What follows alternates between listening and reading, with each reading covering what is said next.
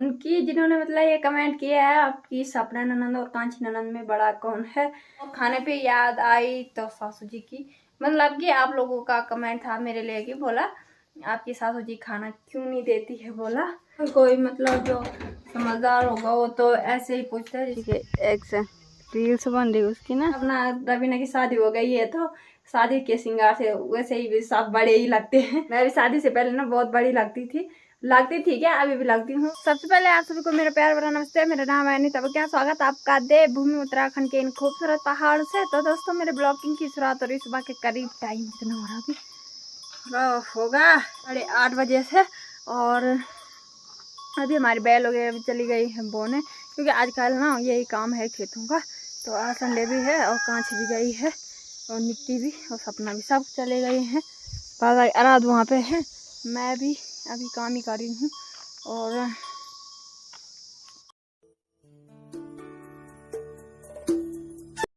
तो देखिए यहाँ पे ना बकरी भी है, ये काजल की मांत्री की बकरी है। और मेरे आद बोले उसे ही बकरी है बकरी। तो बकरी भी मतलब क्योंकि वहाँ काजल है ना आजकल, तो इसलिए ना यही है उनकी बकरी। तो चलती हूँ और आदू के कपड़े चेंज करने। ये झाबरू सा बना है देखो। चल ऊपर। मैं आराधू को ना पैरगोड़ा लेके गई हूँ और मेरी तैयारी हो गई है खेत में जाने की, क्योंकि हमारी जो छिम्मी पकी है कोई उसे निकालना। तो चलो चलते हमें छिम्मी निकालने। थकान अभी थकना मैंने निकाले, उसका साग चढ़ाया है चूल्हे पे। और वहाँ पे ना मेरा पानी हो रहा गर्म नहाने के लिए, तो इसलिए तो चलो, क्योंकि यहाँ पे भी हो रखी है छिम्मी। और पहले जाऊँगी मैं आगे, क्योंकि बाथरूम के आगे हो रखी है और यहीं पे हो रखी है, ज़्यादा नहीं हो रखी है, थोड़ा थोड़ा हो रखी है यहीं पर। और आगे नहीं जाऊँगी। देखा हमारी छिम्मी यहाँ पे हो रखी है, क्योंकि बाना छिम्मी का सीजन जो कि बहुत ही कम है, छिम्मी नहीं है बिल्कुल भी नहीं, क्योंकि यहीं पर दिखाई दे रही है हमारे भी। और ना मतलब पत्ते ही पत्ते हैं, पहली बेल दिखाई दे रही हैं, लेकिन छिम्मी का नामो निशान है ही नहीं इस बार। क्योंकि मतलब जो भी आ रहे हैं इधर उधर बोल रहा है कि तुम्हारी बोला बीज के मतलब अगले साल बोने के लिए रख लेना हमारे लिए। तो थोड़ी बहुत दिखाई दे रही हमारे, तो लोग सोच रहे हैं बोला इनकी पूरे खेत में बोला फुल भरा है, लेकिन फुल नहीं, यहीं पर दिखाई दे रही है इधर साइड से और वहाँ तक बस। और इधर की साइड भी नहीं है, नीचे की खेत में भी नहीं है, उस खेत में भी नहीं है। तो चलो निकालती हूँ मैं फटाफट से छिम्मी। और जब तक आलू इधर है और जब तक मेरा साग पकाने की भी तब मेरा काम में हो जाता है। तो चलो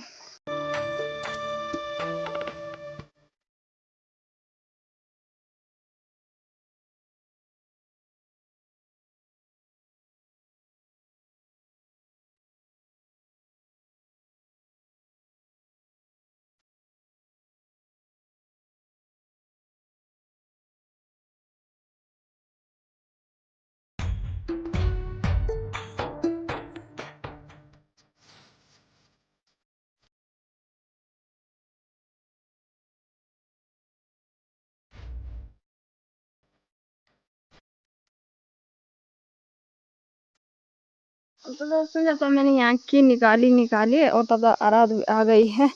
पैर को गई थी, रो रही थी, और ये ककड़ी भी मिली है मुझे, रात उसे खाएगी।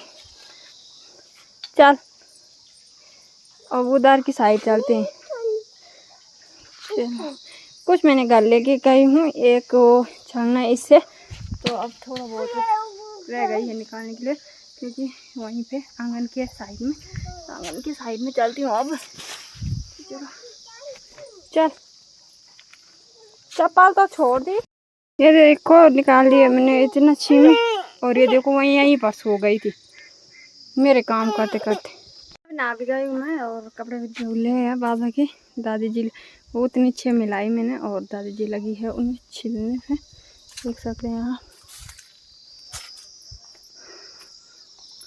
और दादी तो आराम से छिल रही है। बाबा की टाइम भी 1:30 बज गए हैं दिन के, और अभी ना बोने वाले नहीं आए हमारे, खाना था। और आराध देखो धुले धाले कपड़े ना फिर से धुल दी। अभी खाना पीना हो गया हमारा, मैं आ गई हूँ ऊपर। फिर बोलेंगे आप लोग क्या ऐसे ही बोले। तो आदू आदू की दादी बाहर उड़ गई है और लोग दूसरे रूम में है और मैं यहाँ पे हूँ। और खाने पे याद आई तो सासू जी की, मतलब कि आप लोगों का कमेंट था मेरे लिए कि बोला आपकी सासू जी खाना क्यों नहीं देती है बोला।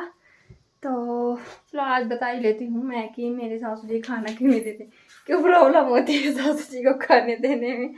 तो मतलब कि सासू जी ना, मतलब जब से मेरी शादी हुई मैंने कभी ना उनको खाना देने, मतलब खाना देने नहीं देखा है। कभी कभी अचानक से देखा है, लेकिन वैसे ही नहीं देते हैं। क्योंकि जब मेरी शादी हुई ना, और उस टाइम ना मेरी ननद ना, बड़ी वाली ननद जिसकी शादी हो गई है, हो ही देती थी खाना।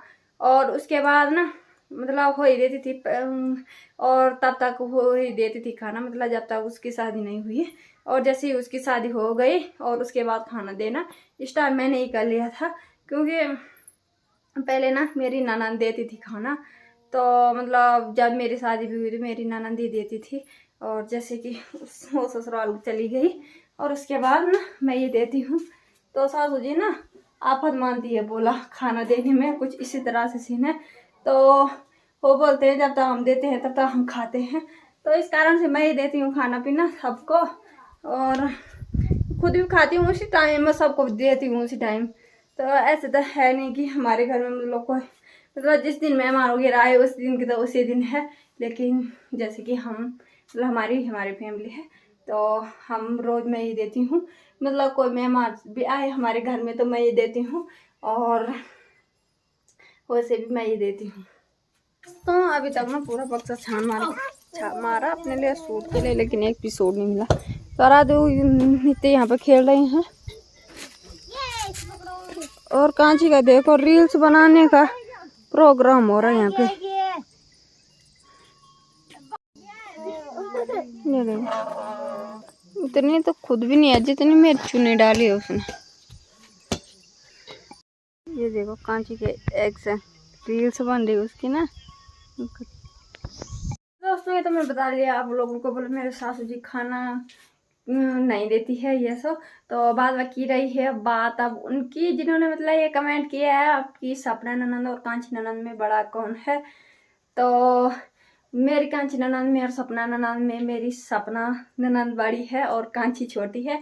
और कांची ऐसी लगती है जैसे सबसे बड़ी होगी, और रवीना से भी बड़ी लगती थी पहले। और अब ना रवीना की शादी हो गई है तो शादी के श्रृंगार से वैसे ही सब बड़े ही लगते हैं। तो ऐसे करके सीन है, मतलब कांची छोटी है और सपना उससे बड़ी है।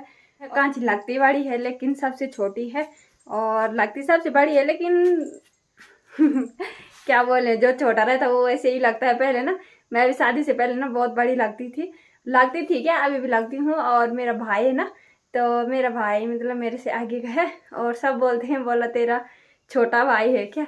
तो ऐसी बात नहीं होती, कोई लगता है बड़ा लेकिन छोटा रहता है। मतलब कि पहले ना जब मेरी सगाई हुई थी और शादी भी हो गई थी, उसके बाद में मतलब मेरे ससुराल वाले भी ऐसे ही जानते थे कि बोला मेरा भाई दीपक मुझसे छोटा है, लेकिन ऐसा नहीं है, मेरा भाई मुझसे बड़ा है। और ऐसे ही करके कांची के साथ भी हो रहा है कि कांची बोला क्या सपना से बड़ी है कि सपना से छोटी है। तो कांची भी ऐसे ही दिखती है, सबसे बड़ी दिखती है हमारे घर में। तो कांची ना सबसे छोटी है, सबसे छोटी मतलब उसके बाद का नीति है।